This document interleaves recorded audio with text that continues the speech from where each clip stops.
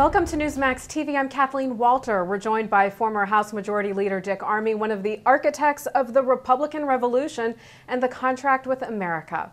Leader Armey is also chairman of the conservative nonprofit organization FreedomWorks, which was founded in 1984 and promotes less government, lower taxes, and more freedom by mobilizing hundreds of thousands of volunteer activists. FreedomWorks is credited with helping to launch the Tea Party movement. Welcome back to Newsmax TV, Leader. It's nice to be back. Leader, when Democrats passed Obamacare, it was the vote heard round the world. What was your reaction, and what do you say to Americans right now who are feeling defeated? Well, first of all, don't feel defeated. This thing isn't over until it's over. I think Yogi Berra would be just ready to get started today. There's so much work to do now, and there's so much opportunity to correct this thing. First, start with the Senate. We've got a lot of work going on right now with the Senate. We need to be supportive of our senators that are trying to get it right. Then we need to look at the states, state attorney generals that are going to challenge this in the courts, and governors and state legislative bodies. You know, when you look at FreedomWorks, we're organized in every state in the country. Tea Party activists are organized in every state in the country. We have to turn our attention to helping these state legislators and governors and attorney generals keep the support of their citizens. So then we have the upcoming elections, and this is our chance now. If you don't like what they're doing in Washington, let's change the personnel. And let's get good, freedom-loving conservatives, small government conservatives, get them in office, and then set them about the business. Now, I think we ought to run on replacing this bad legislation with good legislation. Put in the tort reform so sorely needed. And as you do that, replace bad parts of this and take it apart piece by piece as you put in the new innovations that were passed over by the Obama crowd. And so the dismantling of this, while you replace it with good legislation that actually does improve healthcare situations, circumstances, performance of the industry, lower costs, we've got a lot of work that we can do ahead, but it'll take all of us unified to get it done. And it won't be done until after we first take back the House and the Senate, and then take back the White House. So we got 4 years, 3 or 4 years of hard work to go. So the war on the bill, as you say, can be waged on multiple fronts. I want to talk a little bit about the GOP and what the GOP is doing right now with its attempts to repeal the bill. Are you confident that the bill can be repealed at all? Well, first of all, the GOP in office has come a long way. Just a few years ago, they broke all of our hearts. And a good deal of this current wave of activism was born out of their disappointment in the Republicans in the majority. Now that it's been consolidated out of their fear of the Democrats. And the Republicans seem to be getting it now. You watch Leader Boehner's speech in the well during this debate. If you see their behavior now out in the field, the Republicans are ready to be once again the party of Reagan, the party of the contract, the party of constitutionally limited small government and sane fiscal policy. And so I think we dare partner with them now. And I'm very gratified to see them rise to the occasion of liberty, because right now we're basically in a long-term struggle for the very heritage of this great country. There are challenges underway as to the bill's constitutionality. We talked about states suing over the unfunded mandate. Are you confident that this bill can and will ultimately be undone? I think it can be undone over the long haul. Right now, I'm not prepared to trust even the Supreme Court. I think America has to take this in our hands.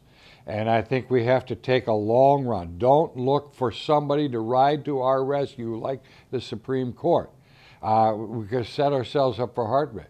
And if we do this, and we don't just retire in defeat, but stay on the field and redouble our efforts, in 4 years from now, we can actually put health care in not only a state of repair from the damage just done this weekend, but in a state of the original repair that we should have had with the tort reform, the reduction on barriers across state, all the good ideas that the Republicans were trying to speak of that got buried in this very partisan process in the past. So we can go from extremely damaging legislative actions of this past week to the extremely productive legislative corrections that we should have been doing in the first place. But if we don't steel ourselves to stay in the fight for at least the next 4 years, we'll never accomplish these things. Let's talk about that fight, because the backlash against this legislation has already begun, and there are some Tea Party members who say that they will resort to civil disobedience to voice their anger and their frustration. Is that a problem in your opinion, and how do you ensure impolite or radical demonstrators don't derail the momentum? Well, you have to be very careful about that. We have talked to our activists in Freedom Works, and we've had the opportunity to talk with Tea Party activists as this movement has grown. And our counsel is always be assertive, be clear what you require, and mind your manners. It is counterproductive. It plays into the hands of the bad guys. Right now, all of Washington is sitting around, all feeling sorry for these legislators who perpetrated this affront against good common sense and public policy, because it is alleged they were called bad words. Don't give them that opportunity. Don't let them off that hook. Another thing I have to say, remember when we take the field out there, and the field is wide open, there are any number of people can walk on that field over whom we can have no control. So that means people like the Lyndon LaRouches, who can get wacky as can be, just don't come to our arena. Stay away. Don't embarrass us with your presence. If you want to act that way, go create your own venue for acting goofy. But don't impose your absurdity on us. Okay. As former House Majority Leader, how do you rate how the GOP has handled the health care debate from beginning till today? I think they have had, and I think they've responded to the grassroots activist movement, and they've taken courage.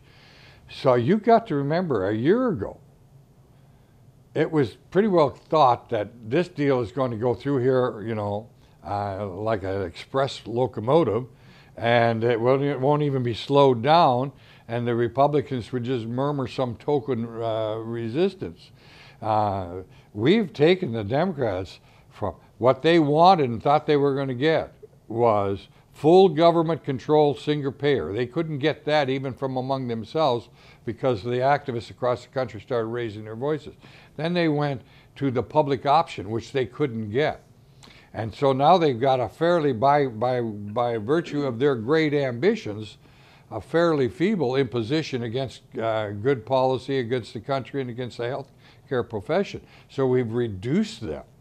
And the Republicans have grown in courage and effectiveness in their resistance to it. So I believe the Republican Party is really growing up to the point where it's a party that, once again, we can dare to rely on in office. And I'm very, very pleased with how they've risen to the occasion. The demands of liberty have called for their best, and they're giving their best right now. I'm quite pleased with it. Now, Americans wanting jobs and a better economy are instead getting this massive piece of social legislation. How critical of an issue will this be in November, do you think? Well, it's very critical if we start thinking about it. When I was a member of Congress, I was the majority leader. Somebody insisted on introducing me to people in my church, all of whom knew me, but they took me to Mother Camp, and Mother Camp looked at me very wisely. Beautiful lady, she said, "It's not about you, young man, it's about Jesus." And the public needs to look at the Democrats in office now and get this point. They have forgotten that it's not about them, it's about the country. Instead of working on behalf of the crying needs of this country for jobs, employment, a restoration of the economy to a better performance, productivity, and opportunity, they have stayed focused on what I want. And they've been bold and arrogant. I mean, I have heard Democrat members of Congress say in the most literal terms, I don't care whether they want it or not, they're going to get it because we've been wanting to do this for years. So you don't go to the highest offices of the land and do what you've been wanting to do.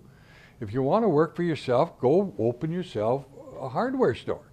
Now, will you or activists target Stupak in Michigan's 1st District? Well, my heart kind of goes out to Stupak. Here's a guy that just gave up who, I had said years ago, I'll never redefine who I am to either get or keep a job. He just redefined who he was. he can't possibly, having been in a congressional setting in a legislative body all these years, he can't possibly have fallen for this gag. The liberals were beating him up because of his standing on his pro-life convictions. He was getting weary from the abuse. Obama says, let me let you get off the hook with the liberals. I'll give you this phony baloney of executive order, and you can grab onto that and you can forsake the thing you stood for all your life, and you can get off the hook with all the liberals that are abusing you. And of course, you know, my line is you can't stand on principle with feet of clay.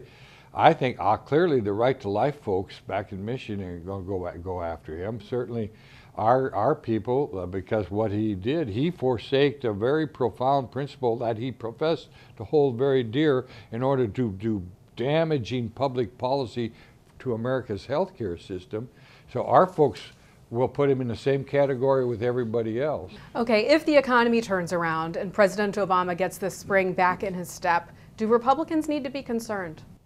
Well, obviously, the Republicans always want what's best for America first. And if they don't, they shouldn't be in office. The President of the United States, in my estimation, has so thoroughly shown himself to be a self-serving, short-sighted person in office that he can never rehabilitate his debt. You'll never get America to believe that President Obama understands the great heritage of liberty of this country, respects it, and wants to preserve it in the way we see it. He can never get to that ground. Now, there's a large group of voters in the middle that haven't really kind of come to terms with that. That has shrunk a lot. You know, I'm not so sure that there's much of anything can rehabilitate Obama's mythical image that he had going into the office. But the fact of the matter is we need America's economy to turn for the better and for folks to get their jobs back. We also need to understand if that happens, it'll be through the private sector's initiatives, not through the public sector. This president has done everything he can to thwart the opportunity for the private sector to grow, and I think that's recognized by people. The passage of this legislation, how is this going to affect President Obama's ability to push his agenda moving forward? Will he be able to push things like climate change legislation and some of his other ideas with greater ease than before? Well, certainly with greater conviction. He was growing a little weary. There are a couple of things you have to look at. When he went to get his last few votes, he went to the liberals who said, we won't vote for it because it's not enough. And he said, give us your votes, we'll get our foot in the door, we'll make that first step, and we'll get you single payer down the road. So he's not done with this. Don't kid yourself. But now he's emboldened. So yes, the likelihood of him saying, all right, now it's time to go for climate change has just gone up immeasurably, and we're going to have to go after that front now and fight this fight for liberty on the front of politics agreed wrapped in the language of love for the environment and mandatory unionization. If you take a look at it, even I've been stunned with their arrogance. They have boldly said to America, we want to complete this job because we believe 5 years from now, when we have more Americans dependent upon the government for their health care, that'll mean the Democrats will retain their majority for a longer period of time. We have mandatory unionization in the South, and we believe that in the end that'll improve our electoral chances for the future. It's always all about them. It's always about income redistribution. It's always sacrifice your liberty, Mr. and Mrs. America, for our job security.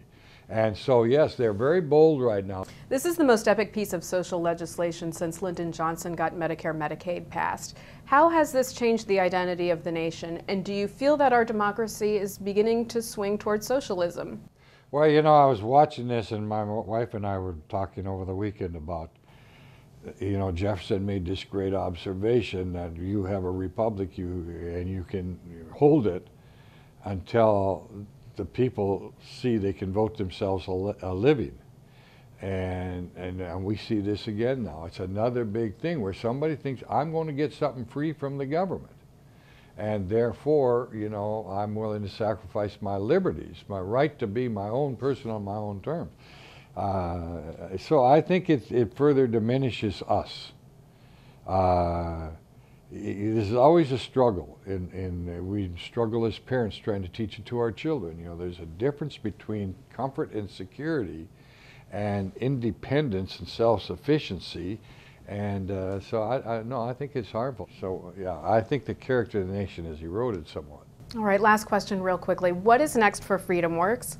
What is next for the Tea Party? And will we ever see the Tea Party spring up as a viable third party? Well, what's next for us is to stay in this fight, as I said, in the Senate, in the states, in the election fields now. I don't think the Tea Party needs to be a third party, and I haven't seen a viable third party. You know, we had the Ross Perot effort a few years ago, and all it got us was Jesse Ventura in Minnesota. That third parties don't get a lot of people elected.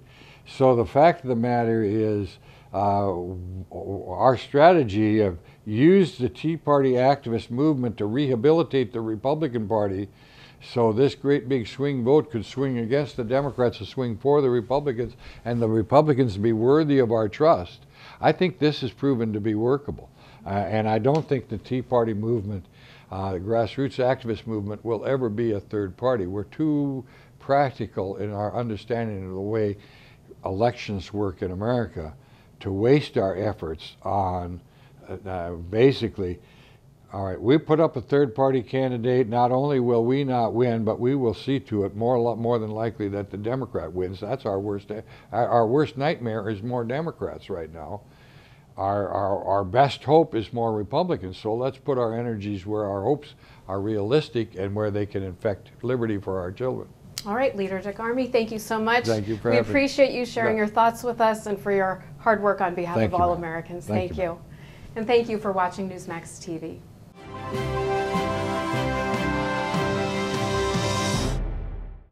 Sarah Palin's new book, Going Rogue in American Life, will be released on November 17th. You can be among the first to get your copy. Check out our incredible free offer for Sarah's new book. Just go to Newsmax.com and click on the top banner for this great offer. Act today.